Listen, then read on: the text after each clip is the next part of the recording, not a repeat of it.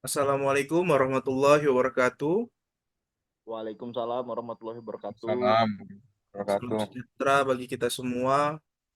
Perkenalkan kami dari kelompok 4 yang terdiri dari timnya Bang Patah Silaban, Bang Rahmat Sadikun Siregar, Bang Rizky Julio Effendi, Bang Roni Afrizal, dan saya sendiri Yogi Saputra Aritonang.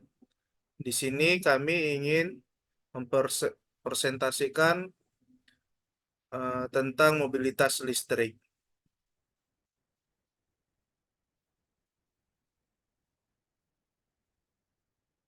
Latar belakang masalahnya adalah pertumbuhan penduduk Indonesia masih terus berlangsung dan kebutuhan energi untuk transportasi terus meningkat dari tahun ke tahun.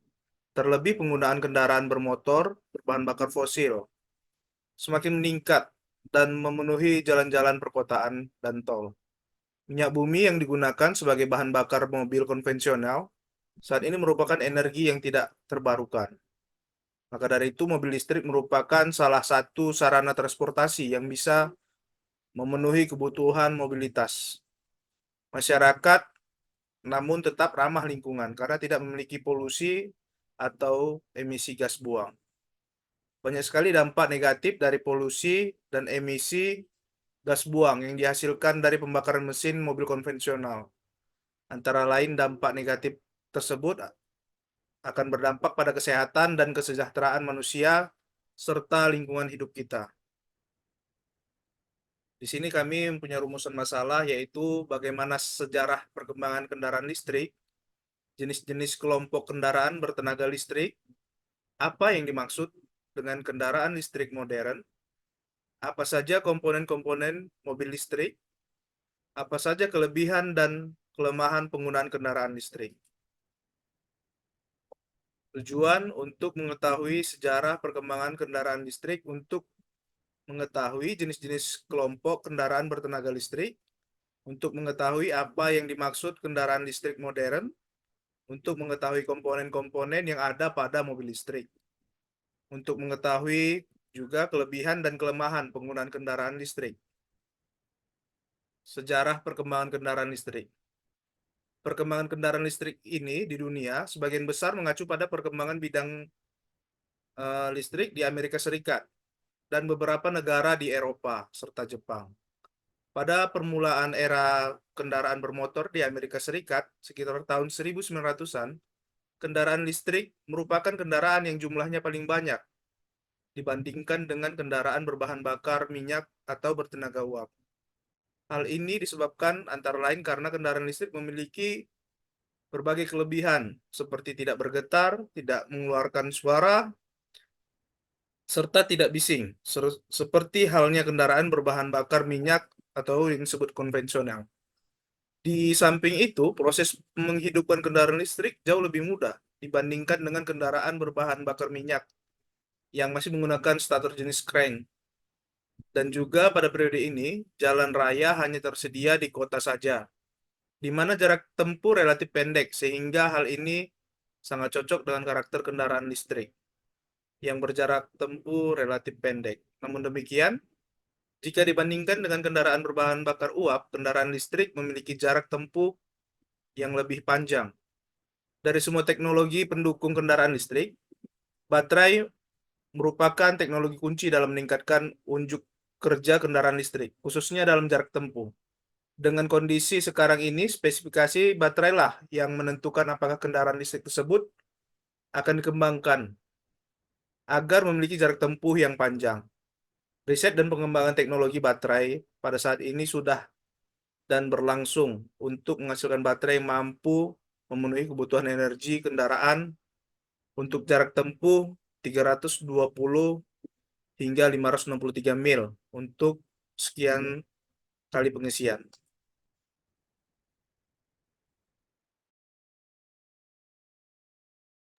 Silakan Bang Rahmat dilanjutkan.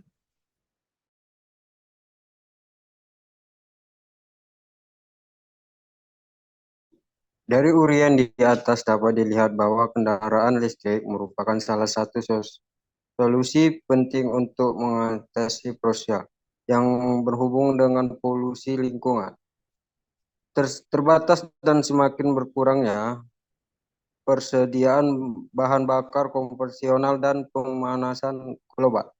Akibat tingginya penggunaan bahan bakar berbasis fosil dalam peralatan transportasi, untuk itu perlu dilakukan upaya-upaya untuk mendukung perkembangan kendaraan listrik, khususnya di Indonesia, baik bagi para peneliti, mahasiswa, atau masyarakat luas, sehingga pada saatnya nanti Indonesia akan lebih bisa memperan dalam pengembangan dan pemanfaatan teknologi ini. Next, Bang.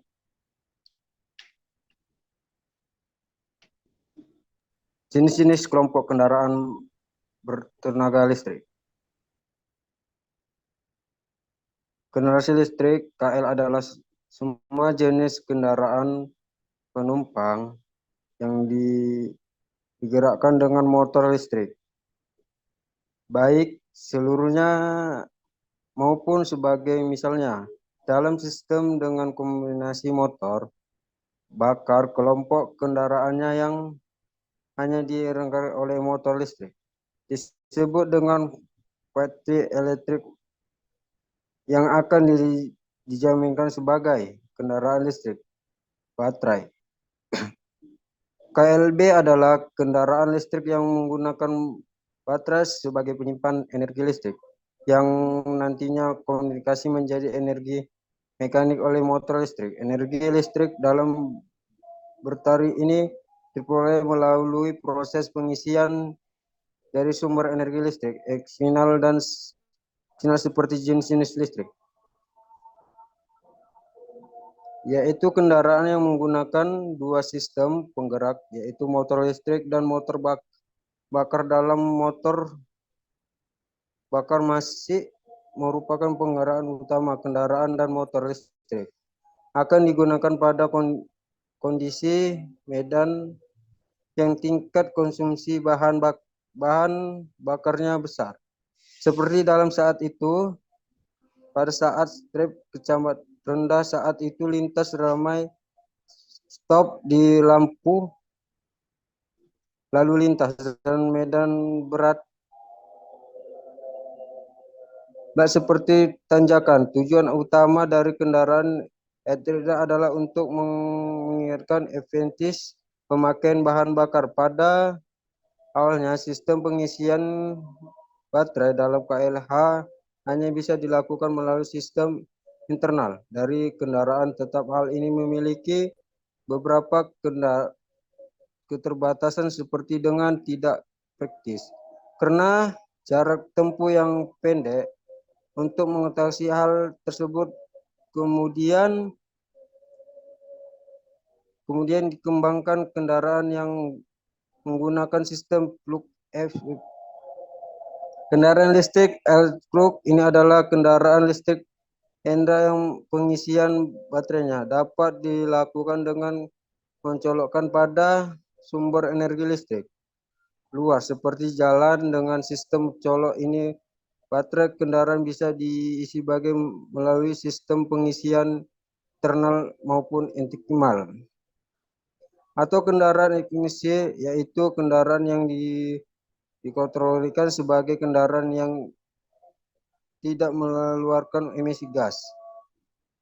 Ini dimunculkan pada saat pemerintah negara bagi di Amerika Serikat mengumumkan pencegahan upaya mendekat tingkat emisi gas buang kendaraan bermotor dengan bersih pada penggunaan kendaraan listrik.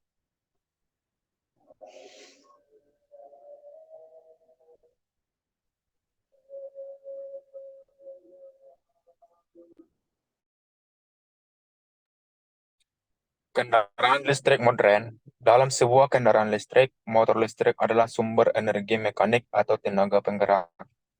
Energi mekanik ini dihasilkan dengan mengubah energi listrik yang tersimpan dalam baterai melalui konversi energi elektromagnetik. Karakteristik dari motor listrik adalah efisiensi konversi yang tinggi, tidak bising, dan berukuran relatif kecil. Motor listrik yang digunakan dalam kendaraan listrik antara lain motor DC, motor induksi, serta motor sinkron magnet permanen atau PMSM. Rangkaian elektronika daya dan controller adalah perangkat elektronik yang dalam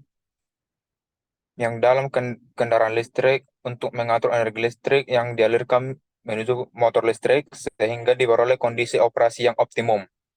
Operasi yang dimaksud antara lain starting, akselerasi, cruising, pengereman, dan regeneratif, serta berhenti dalam setiap mode operasi ini memerlukan jumlah energi yang berbeda agar energi yang diperlukan dapat dipengaruhi secukupnya. Maka diperlukan pengaturan aliran energi menggunakan rangkaian elektronika daya dan controller. Rangkaian daya digunakan tergantung dari motor listrik yang digunakan, misalnya motor induksi dan motor sinkron akan menggunakan inverter, sedangkan motor DC akan menggunakan DC Cooper. Kontrol yang digunakan biasanya menggunakan sistem pengatur berbasis prosesor sinyal seperti microcontroller atau proses sinyal digital. Komponen mobil listrik yaitu terdiri dari baterai traksi, inverter, motor traksi, controller, auxiliary, charger, sistem thermal, dan DC converter. Oke, izin di next kan Bang ke Bang Rizky Julio Effendi. Ya baik Bang, terima kasih Bang. Di sini ada rangkaian mobil listrik seperti traction battery, udah gitu controller inverter, udah gitu electric traction motor, controller inverter, DC converter, thermal system cooling, dan baterai auxiliary. Dan terakhir ada transmisi dan outboard charger. Lanjut Bang.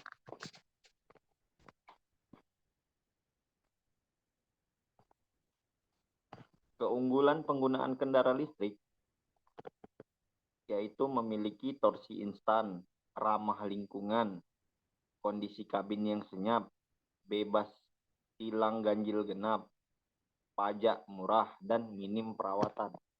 Selanjutnya Bang. Kekurangan penggunaan kendaraan listrik, harganya masih mahal. Yang kedua, tempat pengisian baterai masih sedikit.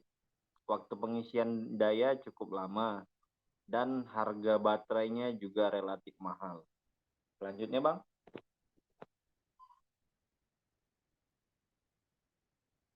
Dan kesimpulan, kendaraan listrik merupakan salah satu solusi yang sangat penting dalam upaya penyelamatan lingkungan dan pengelolaan sumber alam secara berkelanjutan. Hal ini dimungkinkan karena teknologi penduduk kendaraan listrik telah berkembang sedemikian rupa sehingga telah berhasil dibuat kendaraan listrik yang handal, ekonomis, serta memiliki tingkat kenyamanan yang sama dengan kendaraan bermotor konvensional. Dan bahkan teknologi kendaraan listrik memiliki spesifikasi operasi yang lebih baik dibandingkan kendaraan bermotor konvensional.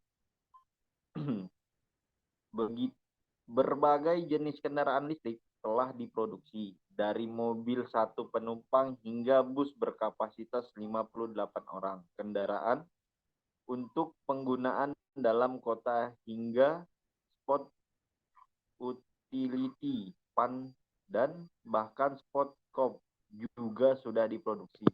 Oke Bang, next selanjutnya Bang. Siapa yang lanjutkan? Silakan Maroni. Oke Bang. Iya Bang. Makasih. Saran. Sekarang ini pemahaman masyarakat, khususnya di negara maju, terdapat hubungan antara gaya hidup dan kualitas lingkungan semakin baik. Kondisi ini sangat positif untuk mendukung perkembangan industri kendaraan listrik. Agar teknologi kendaraan listrik ini bisa bersaing dan dengan kendaraan bermotor konvensional, maka harus memiliki spesifikasi yang dimiliki oleh kendaraan bermotor biasa dan berbagai kelebihan yang berkaitan dengan penggunaan motor listrik. Sebagai contoh, kendaraan bermotor biasa sudah didukung oleh jaringan distribusi bahan bakar yang sangat luas, sehingga konsumen tidak pernah merasa khawatir akan kehabisan bahan bakar. Next, Bang. Oke, sampai di sini saja yang bisa kami presentasikan. Terima kasih telah mendengar presentasi kami. Apabila ada pertanyaan yang ingin disampaikan, yang belum paham, bisa ditanyakan di kolom komentar. Video ini akan kami share di link untuk memenuhi tugas presentasi kami. Sekali lagi kami ucapkan terima kasih. Wassalamualaikum warahmatullahi wabarakatuh. Waalaikumsalam warahmatullahi warahmatullahi wabarakatuh. Waalaikumsalam warahmatullahi wabarakatuh.